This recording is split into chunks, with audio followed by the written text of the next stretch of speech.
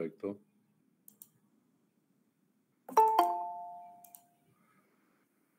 Bueno, tema cómputo, dudas, preguntas.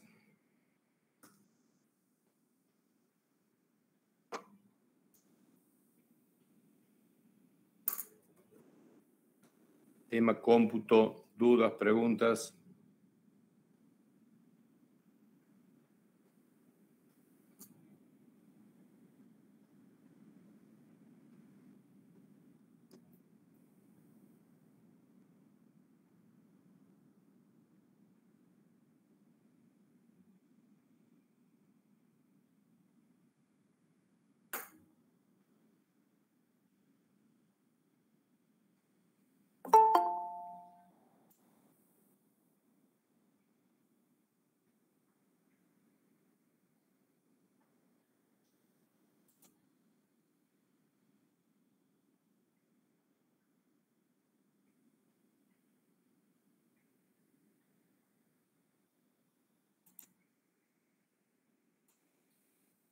Cómputo, dudas, preguntas.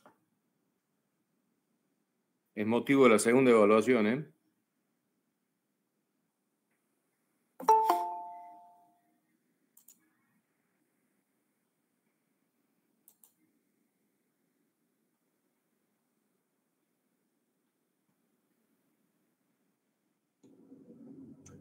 Profe, pequeña consulta. La superficie total de metro cuadrado de revoque debería coincidir con la superficie de pintura, ¿verdad? ¿Cuántas manos de pintura?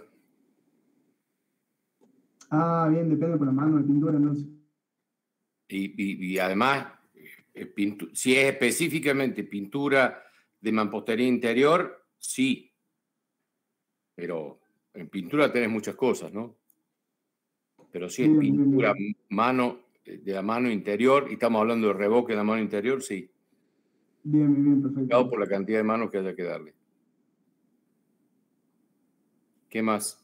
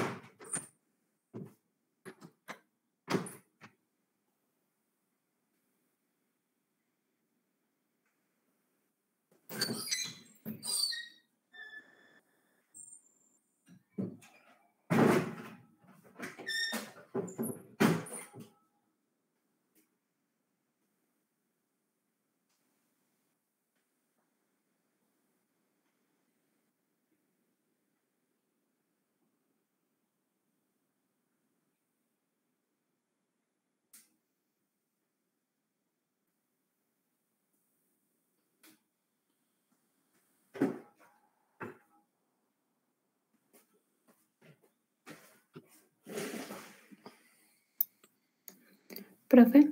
Sí, adelante. Profe, ¿nos puede comentar un poquito qué es el hormigón de limpieza? Sí.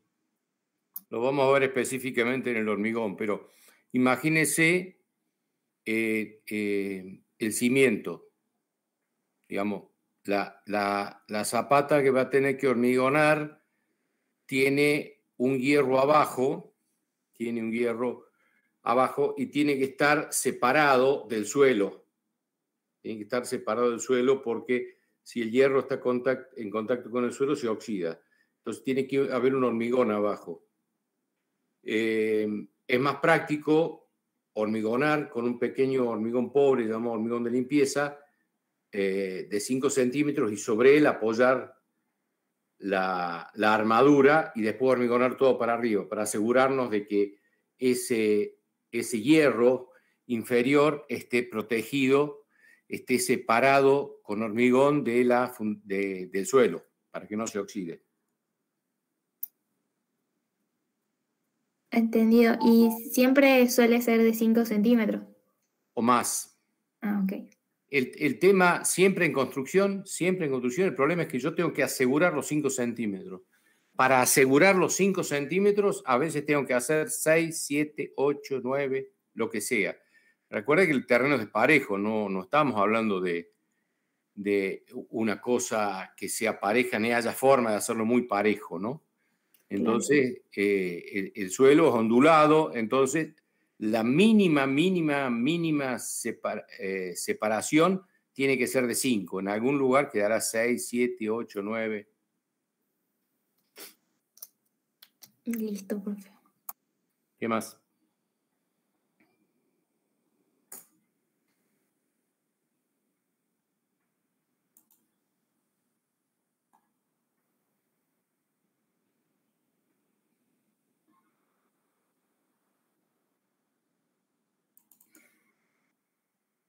Profe, tengo una pequeña consulta de algo similar a lo que preguntó Sara, pero no sabíamos interpretar bien cómo venía el tema de cuál es la diferencia entre una zapata continua y los sobrecimientos, porque queríamos computar y no entendíamos bien cómo venía la mano con eso. No, pero bueno, eso lo vamos a ver en cimientos. Por el momento imposible, ¿no? Imposible. Por eso son temas que después los vamos a tener que volver a ver. Y la idea es que el plano sea simple y que esté todo ahí, porque esas aplicaciones vienen después de hormigón, vienen cerca de fin de año. Bien, profesor. Sí, porque por ahí con la mayor dificultad que teníamos fue como encontrar un plano, porque nos costaba bastante interpretar los planos que encontrábamos cosas medio complejas, digamos. Bueno, a ver, una de las ideas es que ustedes confronten con los planos, porque una de las primeras retroalimentaciones que tenemos en la cátedra hablando con los egresados, que sería bueno haber recibido como información o como formación en la facultad, era un manejo elemental de planos. Por eso es que nos animamos a esto y le pedimos a la gente de AutoCAD siempre que haga un plano sobre el que podamos trabajar. Y bueno, evidentemente, al chocarse con un plano van a tener una serie de dudas y preguntas. Algunas los podremos solucionar y otros los tendrán que ver más adelante ustedes. Pero la realidad profesional es esa. En la vida profesional les va a tocar bastante seguido encontrarse con planos y poder interpretarlos y poder trabajar sobre ellos, porque si no es imposible controlar, supervisar la obra que en ellas contiene. Así que, bueno, no es extraño lo que le sucede, no es extraño lo que le sucede. ¿Qué más?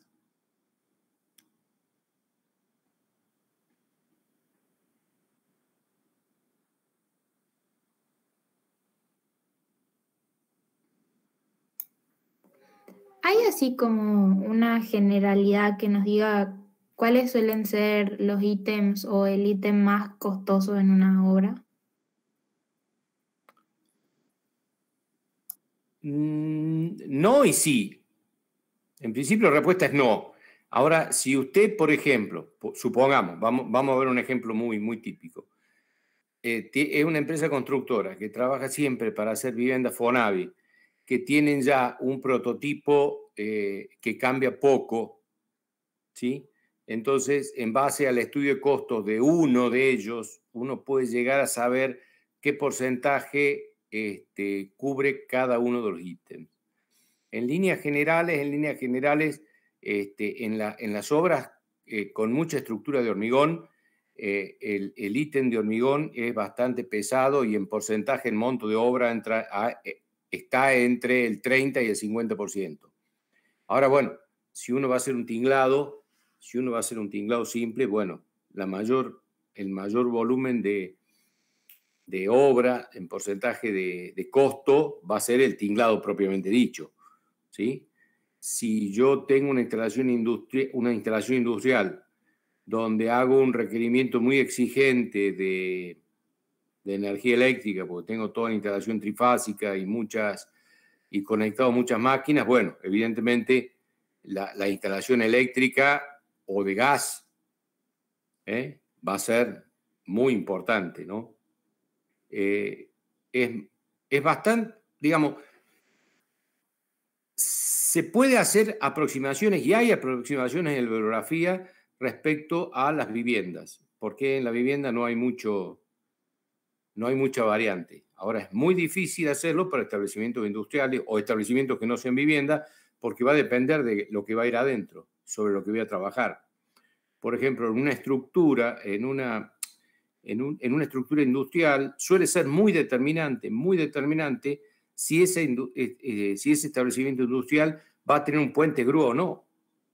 Si va a tener un puente grúa que va a recorrer toda la superficie de la planta y además va a levantar una carga muy grande, bueno, eso recarga mucho la estructura. Recarga mucho la estructura. Entonces, en ese caso, la estructura va a ser muy importante. Se entendió, profe.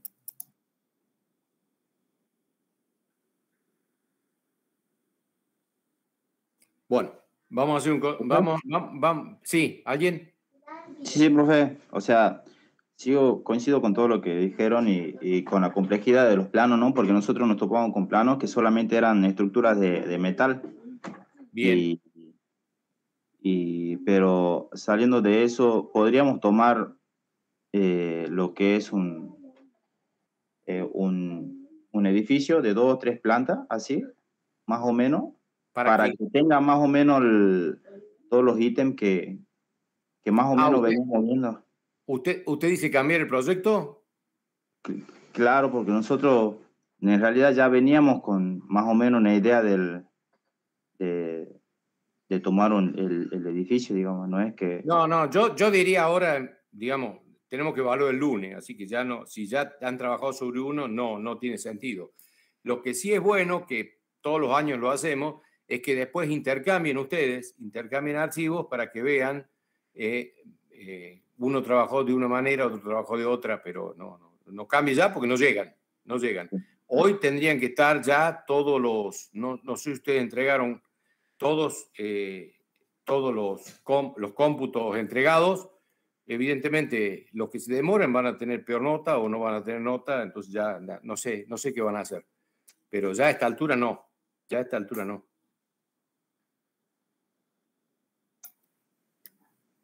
Profe, y sobre lo que enviamos hoy, ¿usted después nos va a dar una devolución o algo antes del lunes? Sobre lo que enviaron, yo el fin de semana lo voy a corregir y el lunes lo vamos a evaluar. Yo les voy a tomar un examen a cada uno de ustedes lleven las copias, arman los grupos y yo paso por los grupos y me tendrán que explicar a quien yo señale qué han hecho, cómo lo han hecho y por qué lo han hecho así, por qué no lo han hecho de otra manera. Buenísimo, profe. Entonces el lunes llevan, bueno, si llevan una compu con buena pantalla, no hace falta que lo lleven impreso, pero si no, más cómodo, lo llevan impreso y lo evaluamos ahí en la clase presencial. Listo, profe. Y ¿van a ser sobre los ítems que computamos nosotros o más bien en general? Bueno, y vamos a ver por qué computaron eso y por qué no computaron los otros. Bueno, profe. Bueno, hasta que se le ocurra alguna otra pregunta, tenemos que seguir avanzando. Seguimos avanzando con algunos temitas que nos quedaron pendientes. Yo creo que nos van a sobrar los últimos minutos de la clase para que volvamos a ver si queda alguna otra, si le ocurre alguna otra consulta de cómputo. Bueno, de lo que estamos compartiendo pantalla, y esto es parte de la materia, ¿no? El tema es el siguiente. En estática ya habíamos visto las cargas, pero las cargas como dato. Ahora resulta que nosotros como profesionales le tenemos que dar los datos respecto a las cargas al calculista, porque el calculista, salvo algunas cargas que son sencillas, el resto no va a poder calcularlas cuáles son, porque no sabe de qué se trata el establecimiento industrial en que estamos trabajando.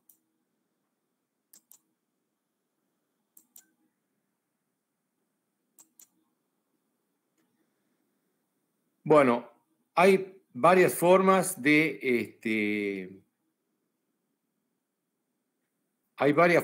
ver las cargas. Este documento tiene el problema, lo están viendo, ¿no? Y si lo agrando pierdo el control y no lo puedo descargar porque es pago. Bueno, pero las cargas pueden ser permanentes o no permanentes. Las cargas permanentes son, por ejemplo, los pisos, las paredes, las losas, las maquinarias. Las cargas no permanentes pueden ser la gente, alguna maquinaria que puede estar móvil, entonces no es permanente respecto a su ubicación. Algunas cargas pueden ser vivas, o sea, en movimiento, siempre en movimiento, pero dentro de los parámetros de la estática, ¿no? O sea, no cargas dinámicas. Las cargas debidas al medio ambiente hacen referencia al viento, a la lluvia, a la nieve, al factor sísmico. Y las cargas accidentales son algunos efectos que algunas estructuras provocan sobre la estructura, que son no previstas, pero no previstas no quiere decir que no haya que considerarlas, ¿no? No sé dónde tengo para... A ver, bueno, acá lo encontré. Entonces, cargas muertas o gravitatorias, vigas, columnas, dinteles, losas. Bueno, ¿cómo hacemos para calcular el efecto de las cargas en estos casos? Bueno, por el cómputo podemos determinar el volumen, ¿sí? O la superficie. Y el peso específico está en cualquier tabla de ingeniería o en cualquier tabla en internet. Está el peso específico del hormigón armado, el peso específico del hormigón simple, el peso específico de determinada mampostería. Entonces, el volumen de esa losa multiplicado por su peso específico, por ejemplo, el de hormigón armado, que es 2.400 kilogramos metro cúbico, hace que se pueda calcular la carga.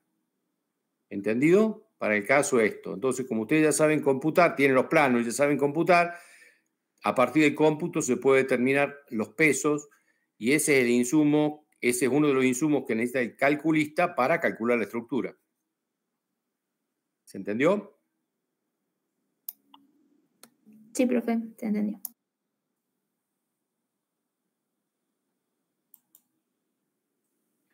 Bueno,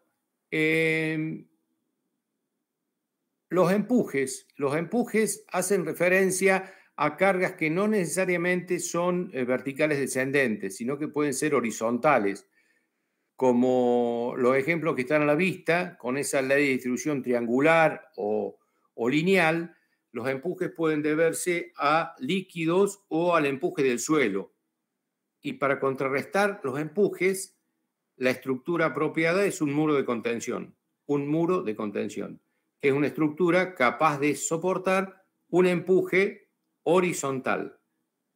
No es una pared, es un muro de contención. ¿Está?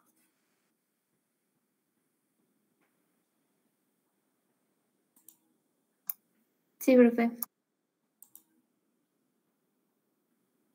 Bueno, acá hay un ejemplito. Está acá. Los pesos específicos. Para las construcciones chicas, para las construcciones no industriales, bueno, los parámetros son más o menos conocidos. Para construcciones no industriales, para vivienda, para hoteles, para escuelas, garaje, escalera, oficina, bibliotecas, de cargas vivas o cargas concentradas mínimas. Esto no es admisible en construcciones industriales, que bueno, hay que hacer, usted tiene que tener claro el proyecto, y en base a eso serán las maquinarias, los equipos, supongamos el el equipo de Samping que va a estar dentro de la fábrica, si alguna motonibladora o alguna cargadora va a entrar, en algún momento puede entrar, si el camión entra dentro del establecimiento industrial, o un camión o un equipo cargado. Bueno, todas esas son las cargas que hay que trabajarlas, ¿no? Carga del viento, marco de las cargas de los sismos, las cargas producidas por los oleajes, en el caso que estemos cerca del mar o cerca de un lago, las cargas térmicas y las cargas por el efecto de la nieve. Bueno, las cargas del viento, el viento causa un efecto de fuerza horizontal, un empuje horizontal, depende mucho de dónde esté ubicada la construcción. Hay cartas de viento, los especialistas tienen cartas de viento que indican para determinados lugares, para determinadas zonas, cuáles son, de acuerdo a las mediciones históricas, los vientos predominantes y en qué dirección corren esos vientos. Esos vientos, en líneas generales, actúan en función de la superficie. O sea, si tenemos una pared muy grande y la zona sísmica y la zona es ventosa, entonces el efecto de la carga del viento va a trabajar sobre esa pared. Medidas que se pueden tomar son los diseños aerodinámicos, huecos bien diseñados de manera de disminuir la carga del viento. El caso típico que se ve mucho en esto son cuando colocan los pasacalles, que le hacen unos huequitos para disminuir el efecto del viento y que no se le rompa el pasacalle. En realidad, más que cuida el pasacalle, está cuidando el poste sobre el que está apoyado. Si fuera posible no orientar la estructura en la misma dirección del viento predominante. El viento tiene otro efecto sobre los grandes establecimientos industriales, sobre todo los que tienen techo liviano. El techo liviano hace que la carga gravitatoria no sea muy grande, pero lo que puede hacer es levantar el efecto de levantar la chapa, ¿no? Eso ya lo hemos charlado la vez pasada, entonces hay que sujetarla. Entonces, las cargas del viento deben ser consideradas y deben ser estudiadas por un especialista.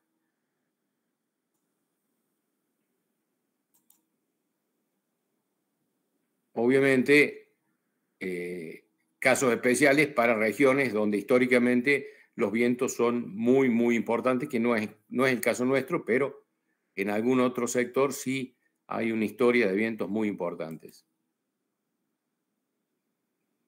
Bueno, las cargas de los sismos también tienen el efecto de una carga horizontal, Se considera la carga sísmica como una carga horizontal aplicada. El país está dividido en 4 zonas sísmicas.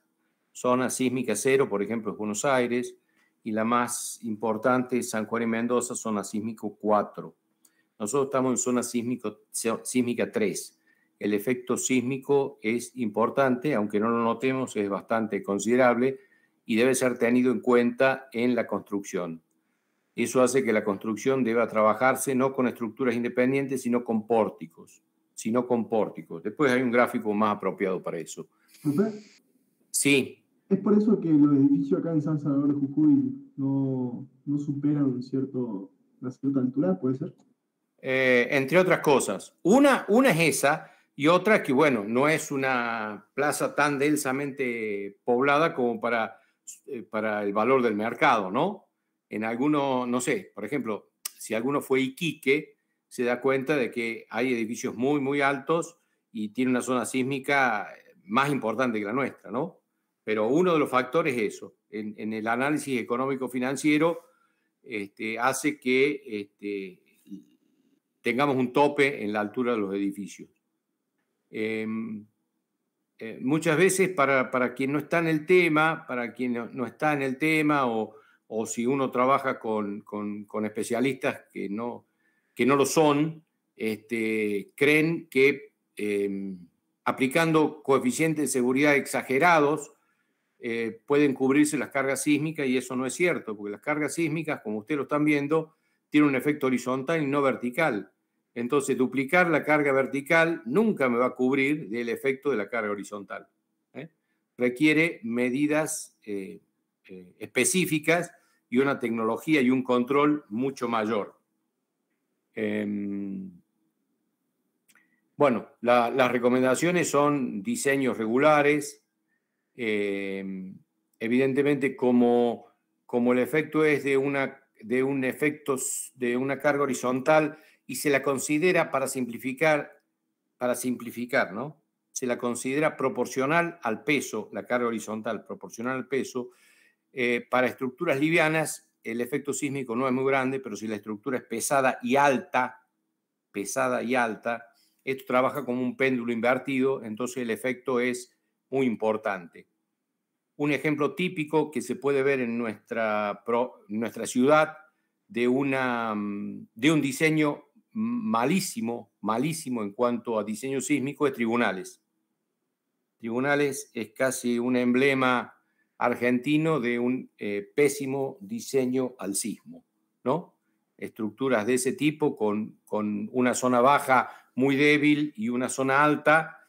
El efecto sísmico es importante, tanto es así que prácticamente está clausurado o con unos refuerzos impresionantes en planta baja.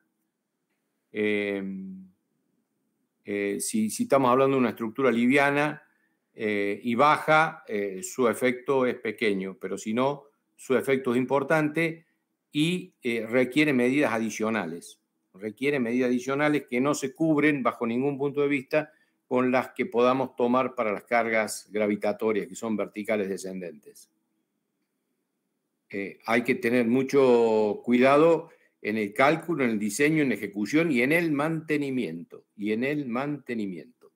Los sismos son permanentes, permanentemente tenemos sismos, aunque sean de baja intensidad, van deteriorando la estructura.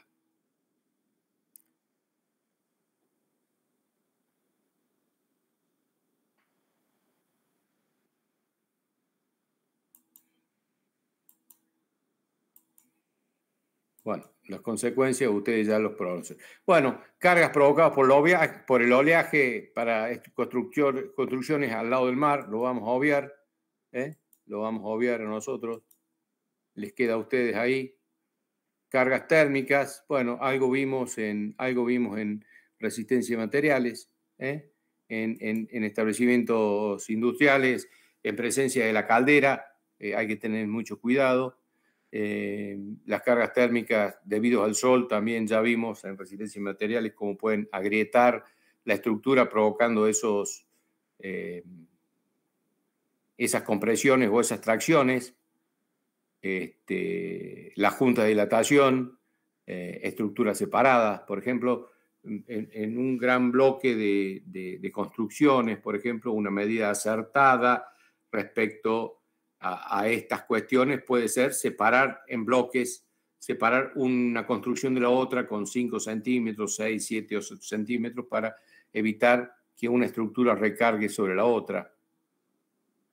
Junta de dilatación, este tema ya lo vimos en resistencia de materiales. Si eso no se puede evitar, bueno, hay que introducir dentro del cálculo habrá que introducir el efecto térmico. Será una tensión más. Bueno, el de la nieve aumenta el peso propio, entonces hay que considerar una carga adicional, un peso adicional por el efecto de la nieve. Y si no, hacer construcciones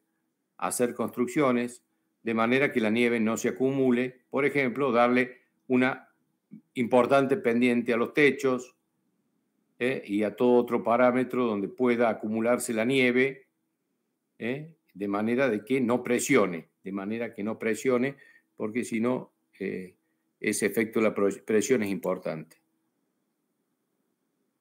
Bueno, las accidentales que en los establecimientos industriales pueden ser importantes, incendios, impactos, impacto de una máquina, impacto de algún equipo, manera de minimizar los incendios, de manera que ese mismo elemento no dañe la estructura y eso haga que ese daño se propague a lo largo de la estructura. Bueno, las cargas distribuidas y las concentradas ya lo hemos visto en resistencia de materiales.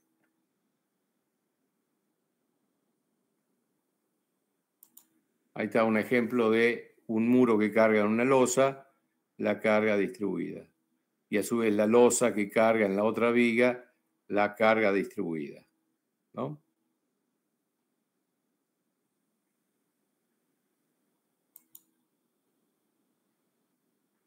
Bueno, más ejemplos de cargas distribuidas, que ya las sabemos de acuerdo, por lo que vimos resistencia y materiales, ya las sabemos calcular. Las cargas concentradas. Por ejemplo, caso típico de una columna. Caso típico de una carga concentrada, el efecto de una columna.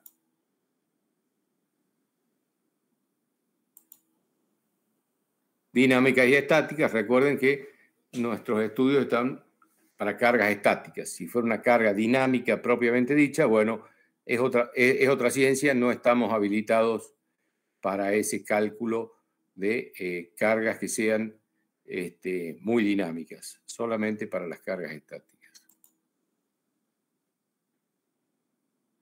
¿Dudas, preguntas hasta aquí?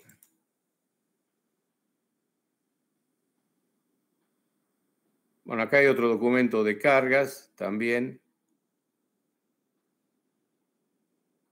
Tipos de cargas según el origen, gravitatorias, eólicas, sísmicas, especiales, las deformaciones que las cargas producen, según el estado inercial pueden ser estáticas o dinámicas, según el tiempo de aplicación pueden ser permanentes o accidentales, y según su ubicación en el espacio pueden ser concentradas o distribuidas, y según su recta de acción, verticales, horizontales u oblicuas. Por ejemplo, gravitacionales, eólicas, sísmicas. Especiales, gravitatorias, deformantes. Estáticas, dinámicas.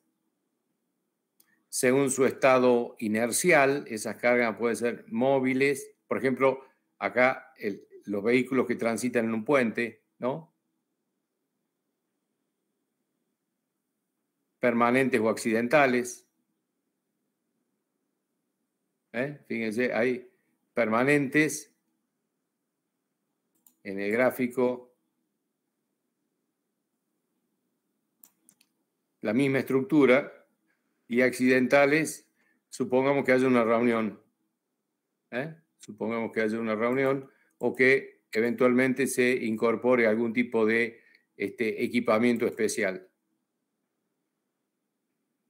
Bueno, concentradas puntuales distribuidas según su recta de acción. Fíjense, acá este gráfico está bueno para ver el efecto de las cargas horizontales. Y estos son los que llamamos pórticos, ¿ven? No es ya no son dos columnas y una viga. No son dos columnas y una viga. Es una estructura única, ¿sí? Capaz de resistir acá el efecto combinado de la fuerza horizontal y verticales, que es el último dibujito ¿sí? Entonces, por eso es que en zonas sísmicas como la nuestra es imprescindible trabajar con pórticos. Y eso, ¿cómo lo ven? Y esos son los célebres columnas y vigas que vemos en las estructuras básicas. ¿Se acuerdan que hablábamos de las vigas de encadenado, la columna de encadenado? Bueno, eso lo que están tratando de conformar es un pórtico. Es un pórtico que, aunque sea elemental, aunque el cálculo de estructura no lo requiera, sí lo requiere el efecto sísmico. Estamos protegiendo toda la estructura con este pórtico de manera que pueda absorber y disipar las cargas sísmicas.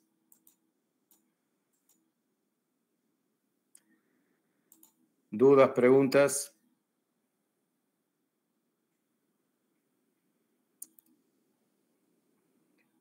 ¿Y cómo se diseñan y protegen los edificios que no se utilizan pórticos?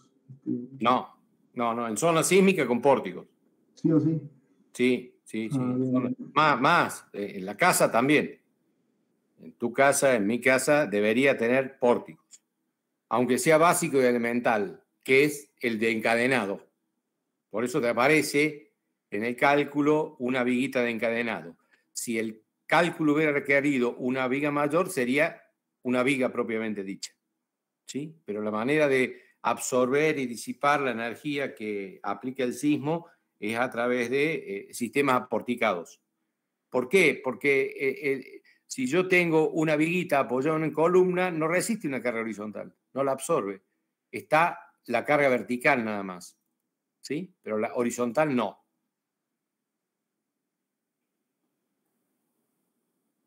Profe, gracias. Bueno, seguimos un poquito más. Aquí ya relacionando estos documentos, lo que están tratando de relacionar la estructura con las cargas y el mecanismo que tiene de absorberlas, ¿no? Bueno, después de explicar qué es una fuerza, qué es una estructura,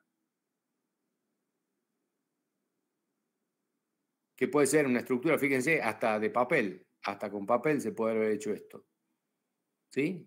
Acá lo que está tratando de graficar esto, que lo importante es la forma, que lo importante es la forma. ¿Mm? Miren, este reticulado, hecho con papel. Bueno, la estructura podría ser metálica, como esta que están mostrando acá, o de piedra, como estas catedrales.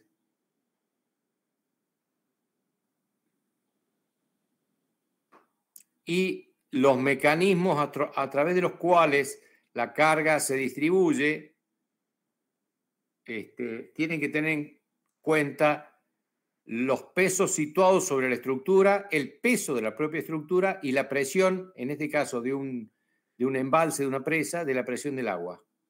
Tengo que tener en cuenta el peso sobre la estructura, el peso de la propia estructura y en este caso la presión del agua. Lo mismo acá, para un edificio. Los pesos situados sobre las estructuras, el peso de la propia estructura, la presión del agua y la fuerza del viento o del sismo. Una consideración. Hablamos hace un rato de viento y de sismo y los dos tienen un efecto sobre la estructura de fuerzas horizontales. Y siempre en las estructuras debe considerarse la situación más desfavorable. Bueno, se han hecho estudios ingenieriles y hasta ahora se ha llegado a la conclusión de que no se ha producido la coincidencia del mayor viento con el mayor sismo.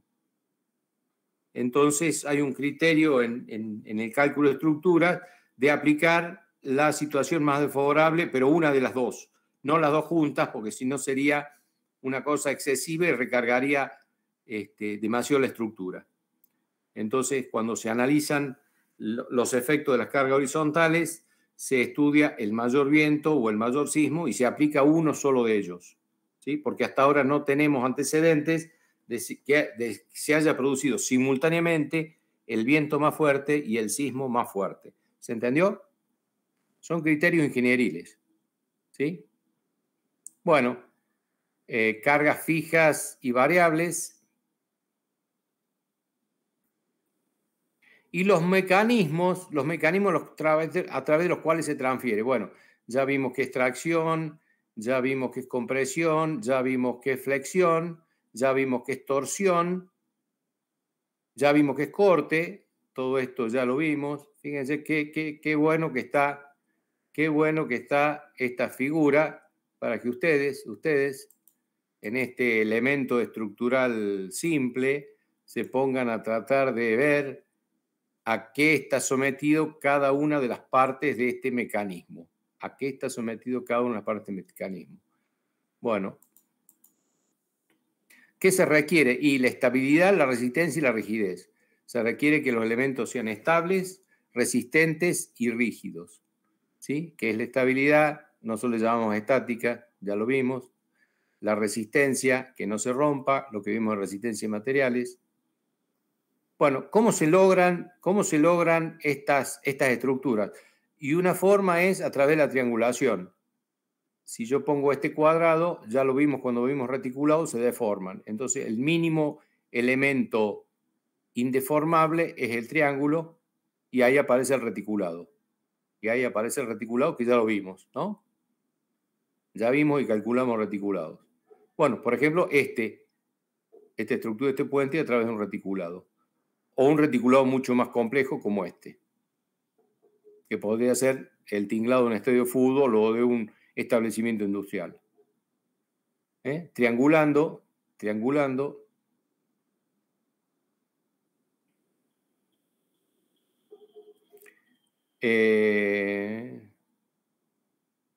Bueno, otra forma de distribuir la estructura puede ser con estructuras masivas y casi sólidas, que es el caso de las pirámides. Bueno, en este caso de la pirámide, prácticamente no tiene superficie útil adentro, así que no nos interesa como aplicación ingenieril, ¿no? Son estructuras muy masivas que dejan muy poco espacio. Acá hay un dibujito interesante que es el de un dintel de una estructura de piedra. El dintel es esta viguita que cubre el espacio de la puerta o la ventana.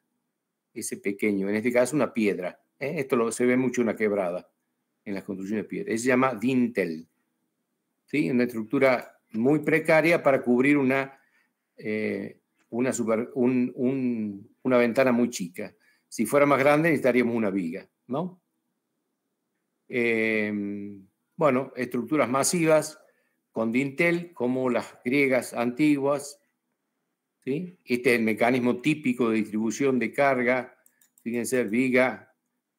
Acá está separado, ¿ven? Acá a tener un ejemplo típico de 2 columnas y una viga apoyadas, ¿sí? Transfieren carga. Acá no hay, esto no es pórtico, esto está separado. Esto no resiste cargas horizontales. Bueno, me aparece una estructura un poquito más elaborada, que es el arco y la bóveda. El arco y la bóveda, en la antigüedad, cuando no existía ni el hormigón armado ni el acero, las estructuras que las copiaban de las cavernas eran tipo abovedadas, ¿sí?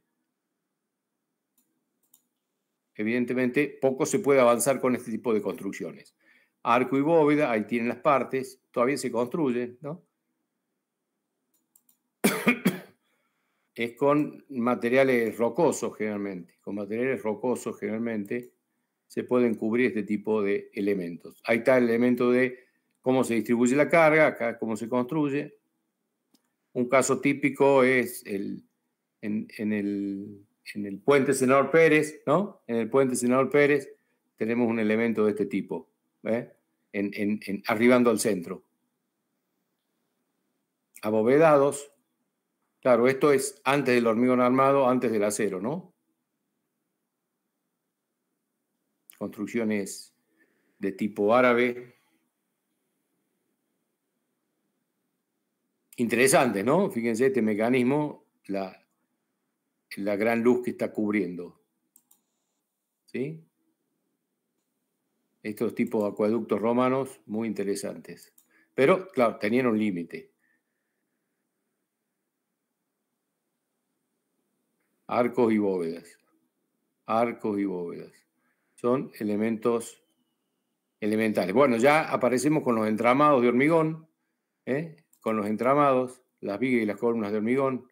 Las vigas y las columnas, en este caso de hormigón, podría haber sido de acero. Una losa con vigueta, ahí está la vigueta y bovedilla. Ahí está el esquema de la bovedilla y la vigueta. En este caso, esto es de tergopol, podría haber sido de algún otro elemento.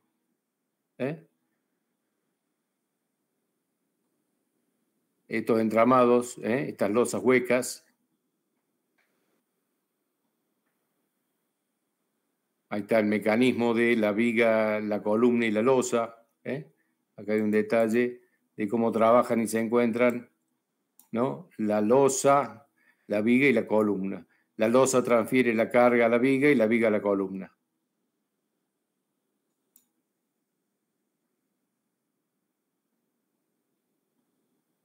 Bueno, cimientos, que lo vamos a ver específicamente a fin de año, cimientos, triangulados, reticulados, ahí están los reticulados, reticulados. Fíjense, los reticulados no solamente son, los reticulados no solamente son el reticulado del techo, ¿no? Esta torre de alta tensión es un reticulado.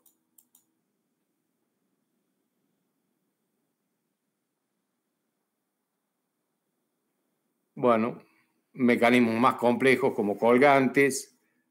Esto no lo vemos nosotros, un puente colgante, por ejemplo. Fíjense qué interesante. Este es un muy, muy buen gráfico, como indica cada uno de los elementos del puente colgante, a qué está trabajando y por eso el porqué del material, ¿no? Y el porqué del material que se utiliza. Bueno, neumáticos, bueno, laminares y geodésicos ya son estructuras que nos exceden. Bueno, dudas, consultas. Dudas, consultas.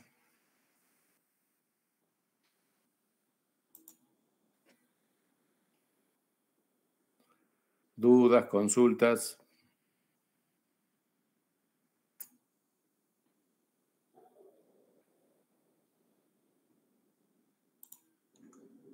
Profe, tengo una duda, creo que estaba en el otro documento.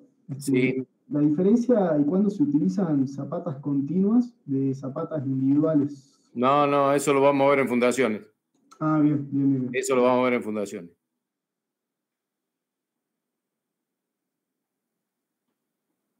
Bueno, hay otro documento más de estructuras. Está a toda disposición. Y después otros documentos. Fíjense qué bueno que está este. Elegí los elementos que creo que están más visuales, porque es una pregunta recurrente de los alumnos y está bien que la hagan, es cómo se transfieren las cargas. Fíjense, acá arriba tengo la vigueta. ¿Ven la vigueta? La vigueta va apoyada en la viga y la viga en la columna y la columna en la fundación o cimiento. Acá le llama pilar. ¿Ven el mecanismo? Y acá atrás tengo un muro de carga, o sea, un muro estructural que transmite presión. O sea, ese muro es un muro portante, no lo puedo eliminar, y ese está sustituyendo la viga y columna, ¿no? Y cómo va una zapata, en este caso, continua. Este mecanismo de transferencia de carga y cómo la carga va de arriba hacia abajo, está interesante visualmente. Profe, y ahí eso sería un pórtico, aunque se ve como si la columna estuviese Sí, separada. en realidad sí se ve, está separada, pero está unida porque es de hormigón, está unida. Sí, por eso dice pórtico, sí. Ah, ok. Otro mecanismo similar con un tinglado, fíjense cómo le llama arriba correas, los soportes, tan bueno gráficamente, ¿no? Bueno, la viga, la tracción, la compresión, estos son todos elementos que llamo. Esto repite el arco. Hay muchos documentos que tienen, esto repite lo de triangulado, que tienen elementos que ya hemos visto se repiten, pero lo dejo porque no está de más verlo en otro gráfico que puede resultar más interesante, ¿no? Bueno, y les decía que después hay otros documentos que tienen que ver en este capítulo con los temas ya vistos en los capítulos anteriores, los trabajos preliminares de obra, los obradores, los cartel,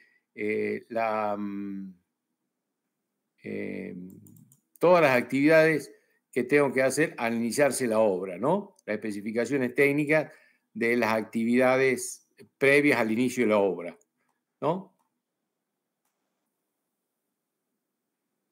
Están muy buenos para pegar una leída rápida.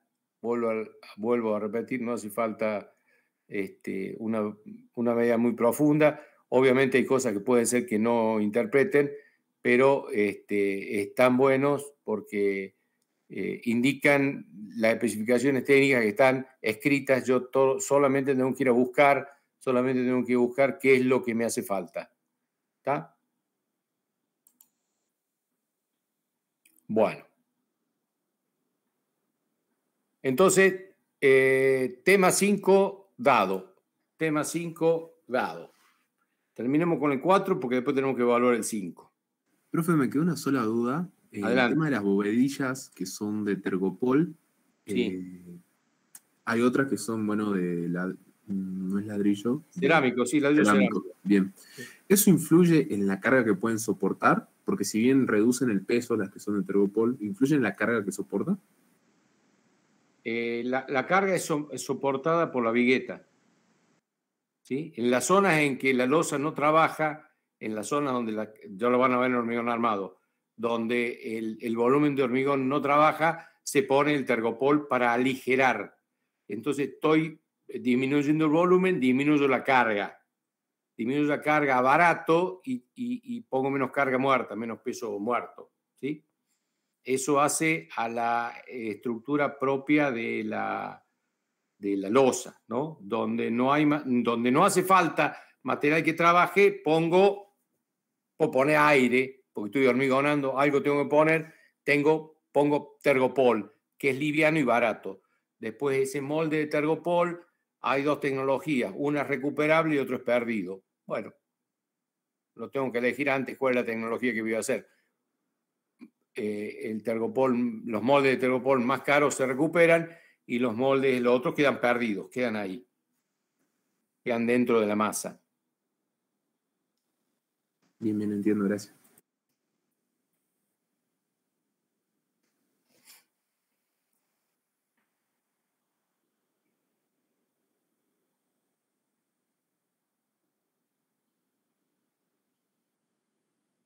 Bueno, creo que he recibido material de 4 o 5 grupos, el resto no sé qué van a hacer. Piensen qué van a hacer.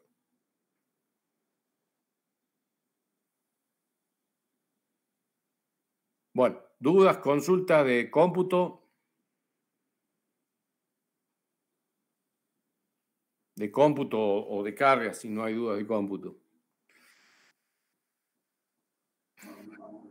Profe. Sí. Yo no termino de entender bien, digamos, cómo son los criterios para el cómputo de una escalera. Sé que en Echandías dice metros lineales, pero hay una diapositiva que... Perdón, de una escalera de madera, de hierro, de hormigón, ¿de qué? Bueno, ahí está lo que yo entiendo. Entonces, si yo computo una escalera de madera y hierro, lo haría como dice metros lineales. Pero si fuera de hormigón, debería hacerla en metros cúbicos. Sí, señor. Así es. Bien. Gracias, profe. Sí, señor. Así es. Si es de hormigón, entra en los generales de hormigón.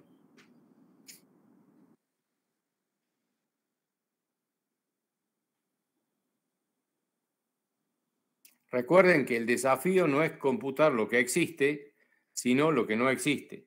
¿Sí? Computar lo que existe es relativamente fácil. ¿Sí? El problema es hacer un cómputo de una obra que todavía no se ejecutó. Profe, tenía otra duda.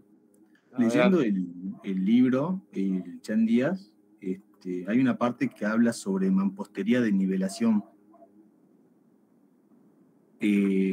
Bueno, no lo entendí bien yo, así que no... Lo que quería saber de eso es, cuando uno hace mampostería de nivelación, ¿quiere decir que esta puede variar en la altura, que no?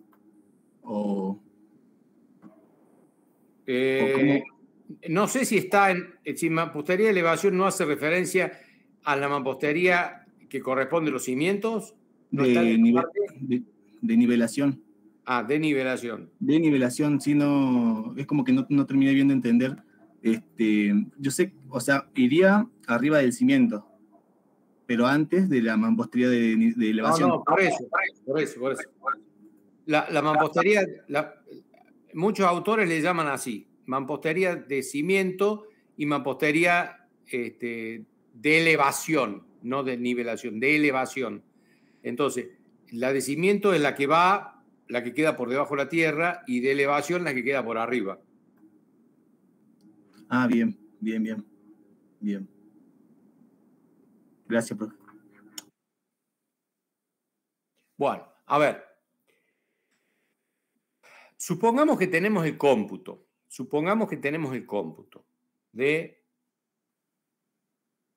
hormigón de vigas, ¿sí? 100 metros cúbicos. ¿Cómo hacemos para pasar a ver cuál es la carga horaria? ¿Qué tiempo necesito para ejecutar esa obra?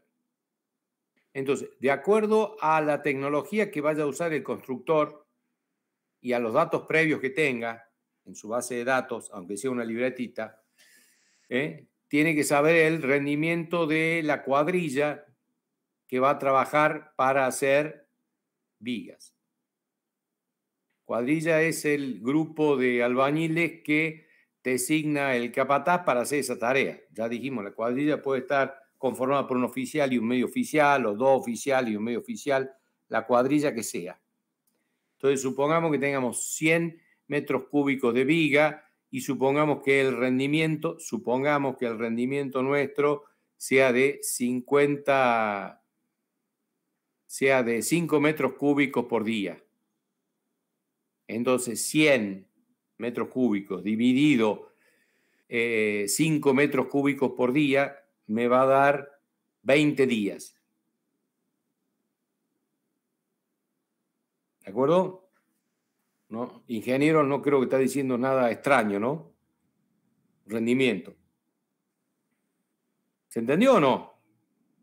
Sí, profe. Sí, sí. Bueno, el que sea. Claro, la clave es saber el rendimiento. Entonces la pregunta que viene es ¿de dónde lo saco? Y de ningún lado.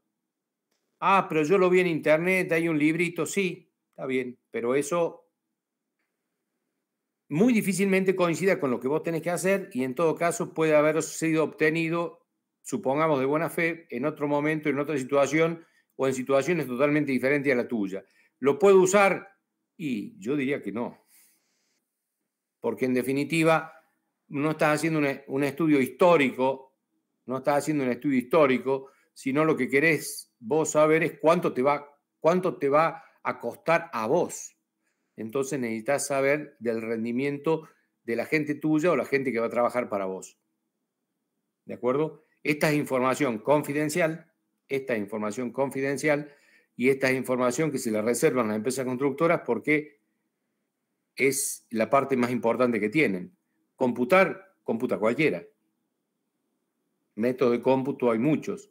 Ahora, saber cuáles son los rendimientos reales y concretos en cada circunstancia y es la mejor información que puede o debería tener la empresa constructora.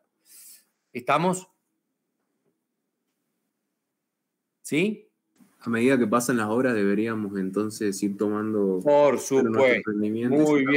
Muy bien, Pimentel. Obviamente eso es lo que hacen las empresas constructoras. Si es que las empresas constructoras exitosas porque claro, ¿cómo haces para presentarte para la próxima licitación? ¿Qué valores pones? Y los valores que has obtenido en obras similares. Si no, terminás poniendo cualquier cosa. Y al poner cualquier rendimiento, sacas cualquier número, entonces te estás presentando en una propuesta con un número que puede ser muy bueno o muy malo. Si es muy alto, no vas a ganar ninguna obra, y si es muy bajo, con cada obra que ganes vas a perder plata y te vas a fundir. Obviamente, esto es necesario que se vaya registrando y que la gente que va a participar en las licitaciones esté canchera en eso y tenga esa información. Obviamente, eso significa que en obra hay que medir. Esto ya un poco para el que se dedica a la construcción. Obviamente, hay que medir rendimientos, ¿no? Así como es fácil medir una industria, es muy difícil y complicado en la construcción, pero bueno, hay que medirlo, porque si no, toda la cadena se corta. Ahora, recién dimos un ejemplo de 20 días, ¿no es cierto? Puse 1000 sobre, creo que era 5, no me acuerdo, 100 sobre 5, 20. 20 días. Bueno, 20 días. ¿Cuántos meses son?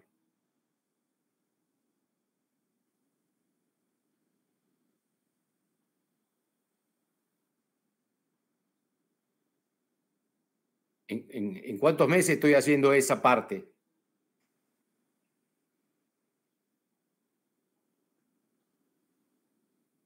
A ver, alguien que haya quedado despierto. O sea, si son 20 días, podríamos en el GAN poner algo así como 2/3 de mes.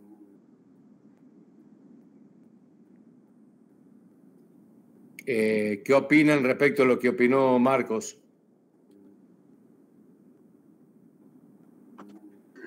No tendríamos que estar reglamentados digamos, por lo del trabajo, digamos, o sea, si se trabaja sábado y domingo, o sea, hay que ver qué días. Se trabaja de lunes a viernes, sería un mes, digamos. Algo así, podría ser. ¿Qué le parece, Marcos? ¿Qué le parece al resto? ¿Se lo que pasa es 25 que días por mes? no deberíamos tomar, digamos, para este caso, lo que son los días hábiles. No sé, me gustaría que opinen, porque no me parece el tema tan complicado para que no puedan opinar. A ver si están despiertos. A ver, saqué un número recién de 20 días. Podría haber hecho cualquiera. Bueno, 20 días. ¿Cuántos meses son? ¿Medio mes, un cuarto de mes, 7 meses, un año?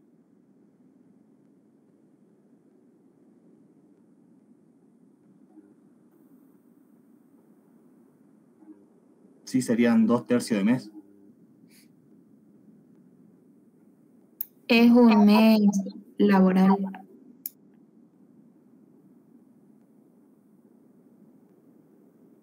¿Nadie más? ¿No hay nadie más conectado? También considero lo mismo, profe, tomando días hábiles, sí, sería un mes laboral sería. Y considerando los factores climáticos. No inventemos. Vamos a lo normal. Vamos en una época normal del año. Ya empezamos con que depende. Claro, todo depende, pero en condiciones normales. Estamos hablando de cuánto. Un cuarto de mes, medio mes, 4 meses. ¿De qué tiempo?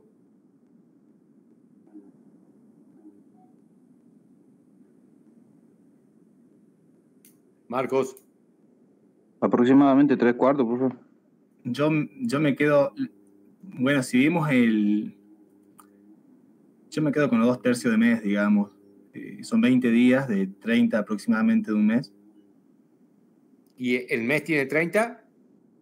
Y aproximadamente tienen 30, entre 28 Ajá. y 31. ¿Y el día cuántas horas tiene?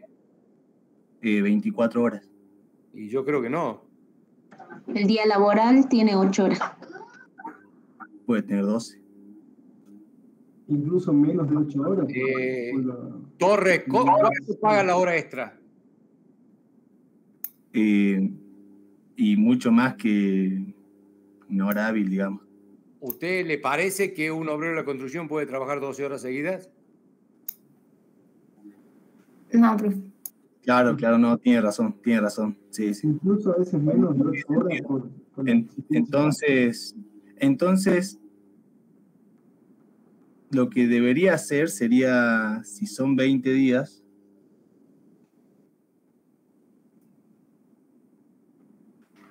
y tomo las horas laborales, podría llegar a considerar inclusive meses. 20 días pueden llegar a ser meses. No, ahora me estoy confundiendo un poco. Bien, pero a ver, ¿con esto a qué voy?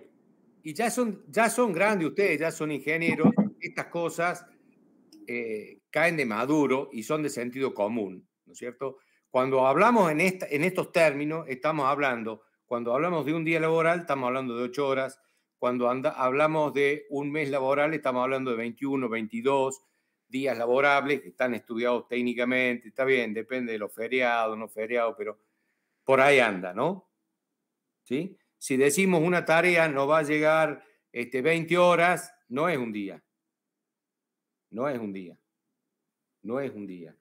Primero porque la gente no puede trabajar porque está tan cansada que no tiene sentido. Después la hora extra no es obligatoria, es optativa y es muy cara, y solamente se resguarda para situaciones especiales. Entonces, bueno, es de sentido común que estos números que obtengamos y estos números que apliquemos de rendimiento se tengan que aplicar a la lógica de la construcción, ¿sí? Después, si en la obra eventualmente hay que trabajar en doble turno, con 2 cuadrillas, y una cuadrilla trabaja 8 horas y después viene la otra cuadrilla y trabaja 8 horas, será distinto. Pero el número del rendimiento, cuando hablamos de horas, hablamos de 8 horas o de 21, 22 días al mes. ¿Se entendió? Esto es lo que permite calcular la longitud de la barra para el diagrama de Gantt. Bien, profe. Y cada empresa ya tiene también información. Claro, le saquemos la inflación, porque con inflación no podemos hablar de nada. Saquemos la inflación como si no existiera.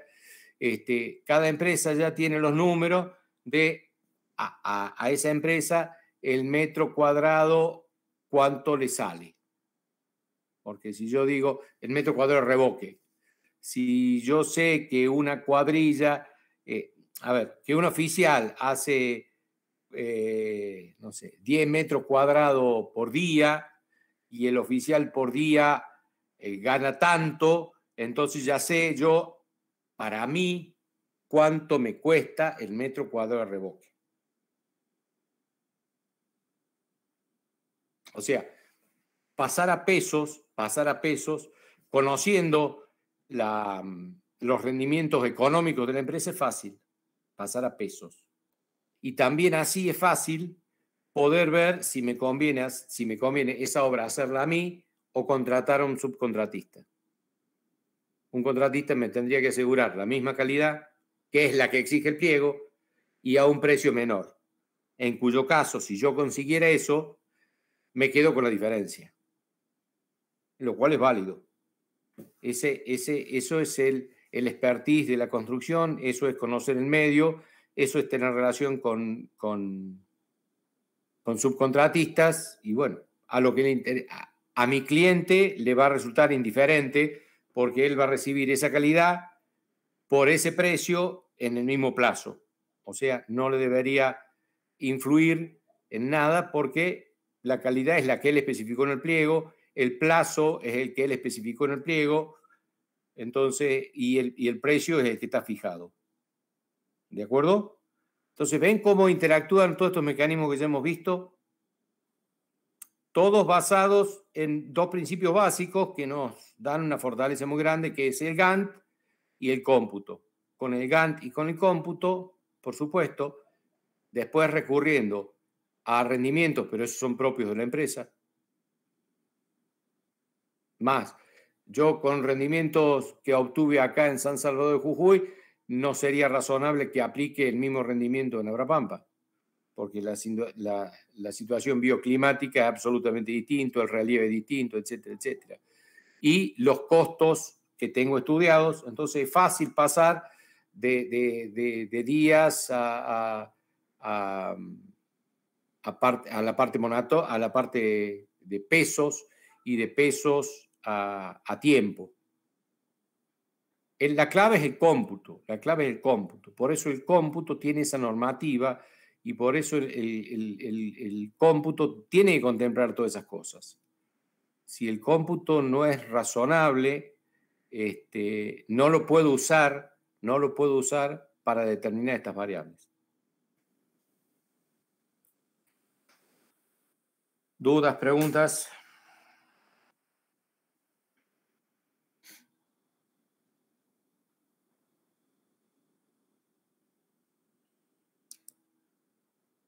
Bueno. O sea, profe, sí. El procedimiento sería entonces así. Hago el cómputo métrico para hacer el cómputo de materiales para poder hacer el presupuesto. Claro, ¿no? La principal idea es esa. Hago el cómputo para poder llegar al monto de obra. ¿De acuerdo? Cómputo. Y con eso llego al monto de obra. Por otro lado, el cómputo lo utilizo para poder determinar la cantidad de mano de obra y poder ponerle precio. Porque de acuerdo a la Convención Colectiva de Trabajo, en este momento, por quincena, el albañil tiene que cobrar tanto. Entonces yo puedo decir, bueno, para la mampostería necesito tanto, tanto, entonces, bueno, me sale tanto. Me sale tanto en material, por el cómputo, me sale tanto en mano de obra. Faltaría adicionarle la parte correspondiente a herramientas y equipo. ¿Qué sería esto? Y bueno, sería, ya lo hemos conversado la vez pasada, pero sería el equivalente a, es medio complicado, pero bueno, hay que hacer una aproximación al desgaste de la herramienta que va a quedar en la obra y el equipo. Hay una herramienta y un equipo que va a quedar, a ver, como lo dice un colega, enterrado en la obra. Hay muchas carretillas, muchas palas, mucho fratacho, mucha madera que va a quedar enterrada en la obra. No lo voy a recuperar nada. Entonces, eso lo tengo que considerar como parte del costo. Y es significativo, no es tan pequeño. No es que el 50%... El albañil tiene por ahí la idea muy primitiva de decir, bueno, el 50% del material, el 50% de la mano de obra. No, bajo ningún punto de vista. Bajo ningún punto de vista. Es material más mano de obra más herramienta de equipamiento. Y de acuerdo a la tecnología utilizada, la mano de obra y el material se intercambian, ¿no? Se intercambian. Ya le voy a dar algún ejemplo al respecto. Bueno, pero ¿se entendió esto de herramientas y equipamiento? Sí, profe. Supongamos hormigonera. ¿Sí? Bueno, ¿cuánto yo, empresa constructora, les tengo que cobrar a ustedes la hormigonera? Ya discutimos que le tengo que cobrar, ¿no es cierto? Ya estuvimos de acuerdo, esta conversación ya lo tuvimos. ¿Se acuerdan? Claro, por el costo de oportunidad. Bueno, sí, entre otras cosas. En realidad no por eso, pero esa es la justificación. Pero supongamos que yo llevo una hormigonera nueva y cuando termine la obra la hormigonera no sirve. Bueno, ahí estaría fácil. El 100% de la hormigonera. ¿Por qué? Y bueno, por lo que ya conversamos. Y si yo no la compré a la hormigonera y ustedes hubieran hecho la obra, ustedes la hubieran tenido que comprar y a usted le hubiera pasado lo mismo. Tal vez peor porque no tienen tanto manejo del equipamiento y la herramienta. Bueno, y hay que hacer el prorrateo con todo. Muchas veces para simplificar, ¿cómo se hace? Y bueno, y la hormigonera mía, bueno, en realidad la llevé medio usadita y me la llevo un poquito más usadita. Y entonces, ¿cómo hacemos? Bueno, un criterio simple y sencillo sería hacer de cuenta que yo la alquilé el tiempo que estuvo en la obra. Bueno, yo la alquilé por 40 días. Bueno, vamos y preguntamos cuánto cuesta alquilar una hormigonera de ese tipo por 40 días. Entonces me dicen, no sé, 80.000 pesos. Bueno, 80.000 pesos es el equivalente al desgaste. ¿Se entiende?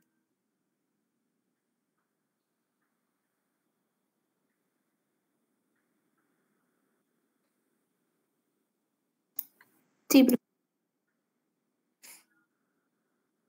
Yo les decía, de acuerdo a la tecnología y los sistemas constructivos, el tema de la relación de mano de obra y material y cambia significativamente. Si bien todavía hormigón no vieron, está claro que una forma de hacer las cosas es que yo haga el hormigón en la obra, lo elabore en la obra y lo coloque, y otra es distinta que lo compre hecho. Con independencia de cuál es mejor o peor, o más caro o menos caro, en el primer caso yo gasto en obra más mano de obra. Y en el segundo caso, en la obra, gasto menos mano de obra si el hormigón lo compro elaborado. ¿Se entendió?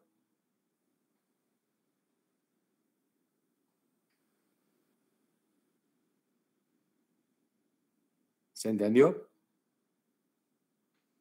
Sí, profe. Entonces, por eso, hablar de porcentajes fijos, de cuánto es material y mano de obra, y podrá ser aproximado. Vuelvo a repetir, los aproximados pueden ser que funcionen más o menos para las obras de vivienda, pero para las estructuras que se alejan de eso, ya valores estudiados no hay. Valores estudiados no hay. Por ejemplo, otro ejemplo más, creo que más llamativo. Una cosa es si yo en obra, hormigón, elaboro el hormigón y hago la losa, o sea, encofro la losa, coloco el hierro y lleno la losa con ese hormigón. Y otra cosa distinta, si yo, o se resolvió previamente, esa losa va a ser, esa losa va a ser fabricada con viguetas prefabricadas y con los ladrillones que vimos recién. En este segundo caso, voy a gastar más en materiales y menos en mano de obra. Y en el otro caso, voy a gastar menos en materiales y más en mano de obra. El efecto puede ser similar o no, de acuerdo a cómo esté planteada la obra. ¿De acuerdo?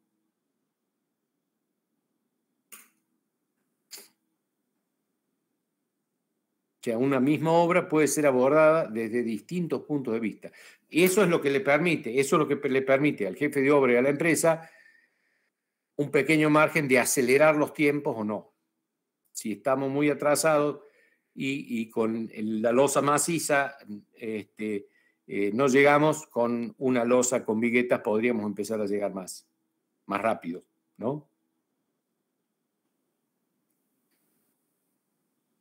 ¿Estamos hasta ahí?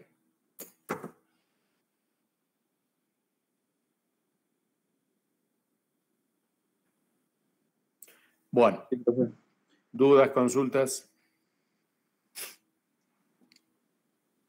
Ya hablé mucho. Vamos a ver ustedes. En caso de que se utilicen viguetas, sí o sí, igual una losa tiene que tener la estructura de hierro.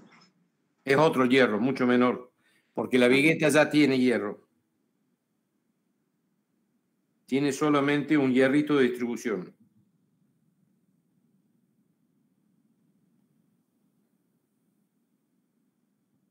¿Qué más?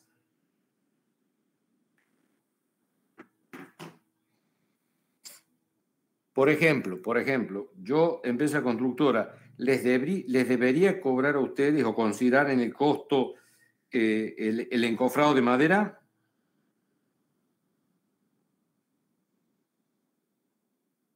¿Sabe lo que es el encofrado, no? Es el molde que colocamos para después sobre él vertir el hormigón. Es un molde provisorio, después lo retiramos cuando el hormigón tiene la suficiente dureza, resistencia y ya me queda la estructura de hormigón. Es una estructura provisoria. Sí. Me escucho. Sí, deberíamos cobrarlo, porque si no, de otro modo, el cliente debería comprarlo igual, digamos, para que podamos trabajar.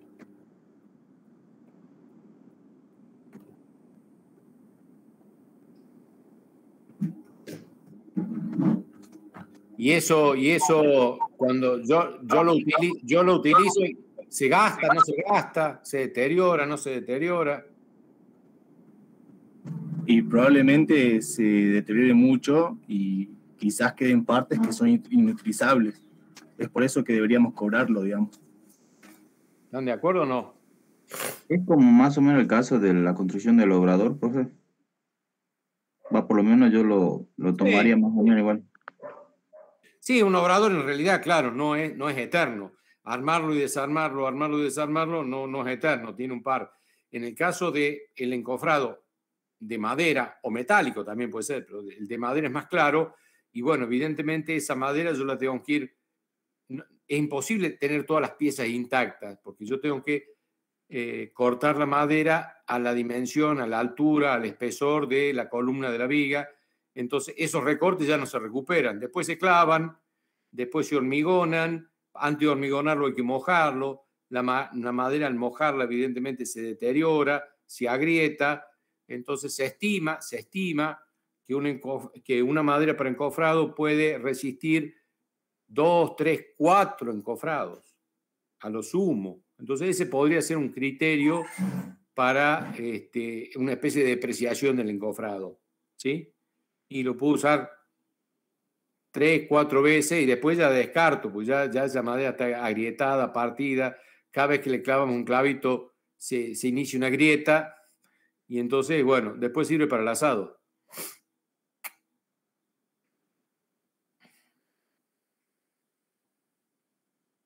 Ah, pregunta, entonces. ¿Entonces conviene el encofrado metálico?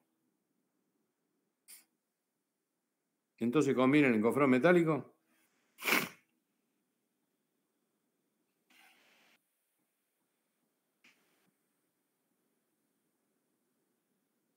No se escucha.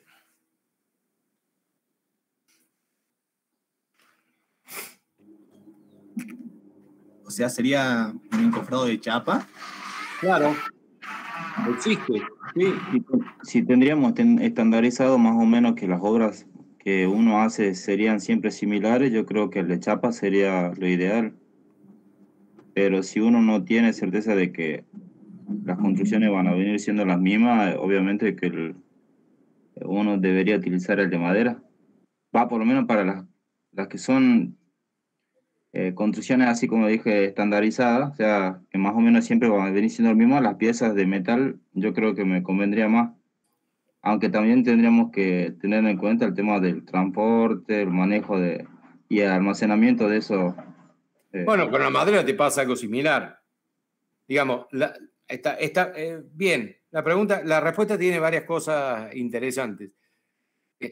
En todo caso, en el diseño, qué bueno si en el diseño ya se contemplan estas cuestiones de manera tal de que las estructuras requieran encofrados simples, sencillos y estandarizados.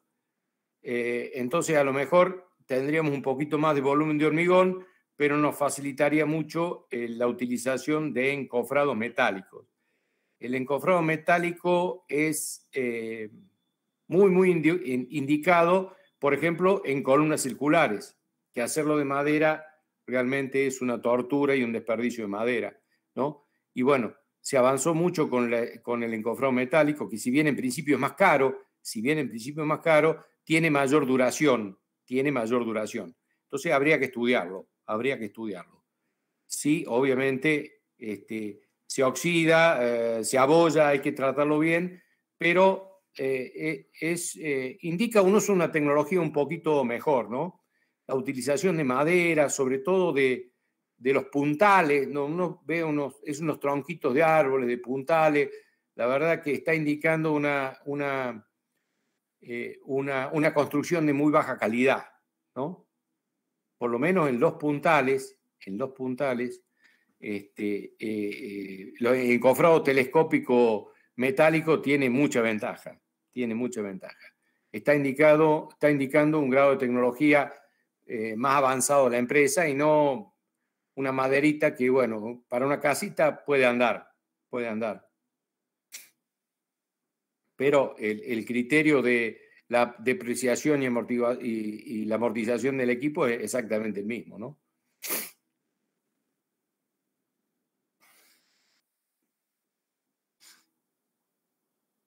¿Qué más?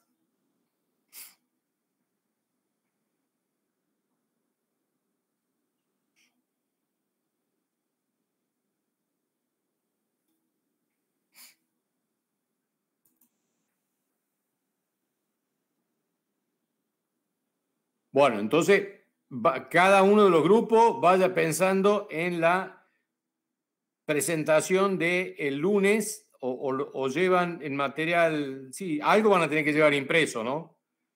Porque en el poco tiempo que le vamos a tomar, piensen yo que el lunes tengo que evaluar a todos los grupos, entonces en los 20 minutos que me voy a dedicar a un grupo o 15, tiene que estar el material desplegado y bueno, salvo que sea en 2 o 3 cómput, salvo que sea en 2 o 3 netbook, que en una pueda ver el plano, en otra pueda ver los cortes y y los cortes y plantas y en otro podamos ver el cómputo. Si no es así, alguno de ellos tendrá que ir impreso. Ustedes planifiquen la defensa de su trabajo, que de eso se va a tratar. Van a tener que defender en ese pequeño tiempo ese trabajo, entonces tiene que estar bien expuesto.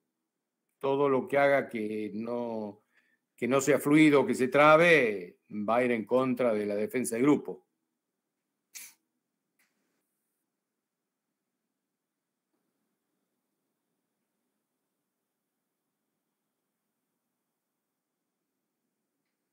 Y terminen de leer los documentos que les puse del capítulo 5, que cierran el tema de algunos temitas que habían quedado pendientes ahí de la administración de la obra, de la seguridad, de las garantías, del obrador. Y son documentos que están ahí en la parte 5, en el tema 5. Bueno, ¿algo más?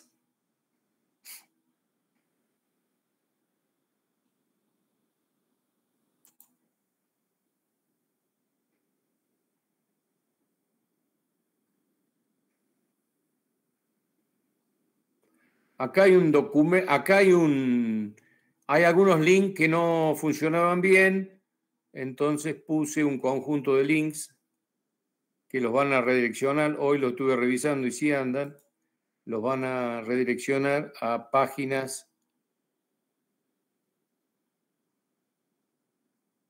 que tratan todo este tema de las tareas preliminares de la obra.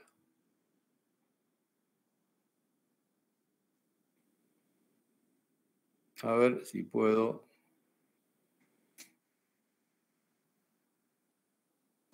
Incluso acá había uno, lo probé esta mañana y andaba.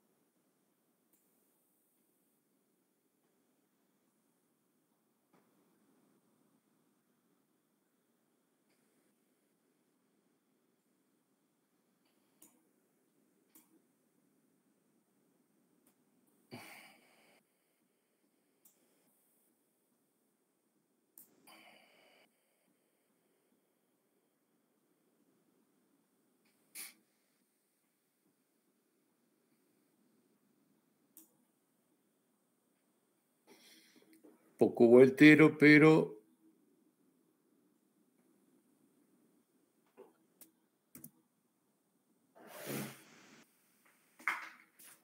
¡Hey!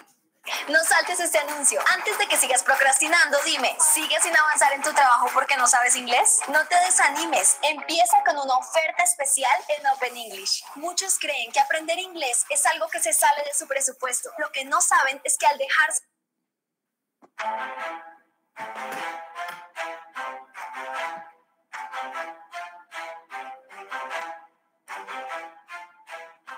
Muy buenos días, espero que todos se encuentren bien, aprovechando este tiempo para aprender y seguir creciendo. En este marco va a estar en esquina, sus medidas son 5 escala de la obra y otra es... Acá hay un video que relata de parte de un profesional este tema del obrador, los materiales y la construcción. Está bastante bueno, es un video entonces un poquito más llevadero que la lectura en definitiva de un documento, y entonces va describiendo todo el tipo de construcciones que se pueden hacer en el caso de este caso particular que relata este profesional. Así que este video está disponible. Para el sereno. Este espacio está reservado para una persona, no significa, como decía en la teórica, no significa que esta persona esté durmiendo 12 metros, por lo tanto el espacio que deban disponer para este material al menos tiene que tener esta medida en uno de los lados. Lo importante es que esto se lea fácilmente, relato escrito de todo lo que hicieron en ese plano donde... Bueno, les dejo el link con esta descripción de estos requisitos para el obrador.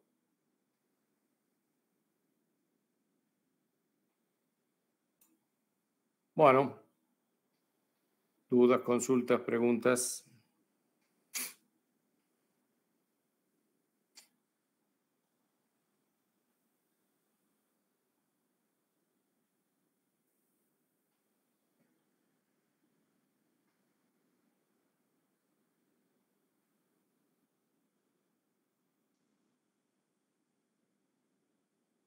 Bueno, si no hay más temas en cuestión, nos desconectamos. Recuerden tomar las precauciones para la evaluación del lunes.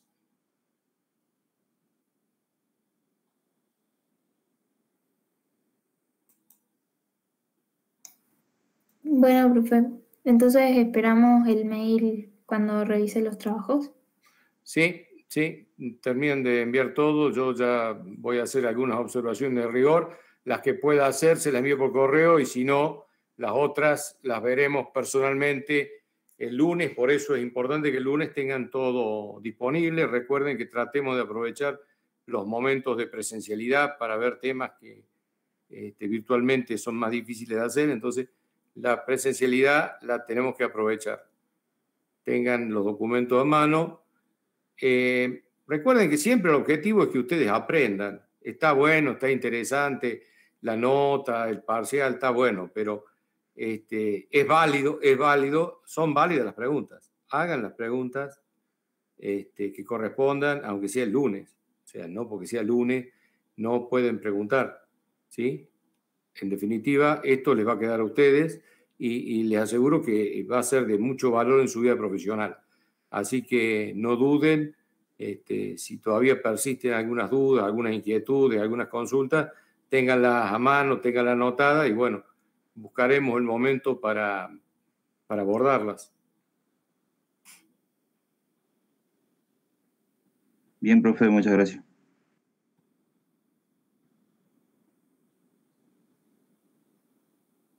Listo, profe, nos vemos el lunes. Bueno, si no hay más dudas, más consultas, nos vemos el lunes. Hasta luego. Buen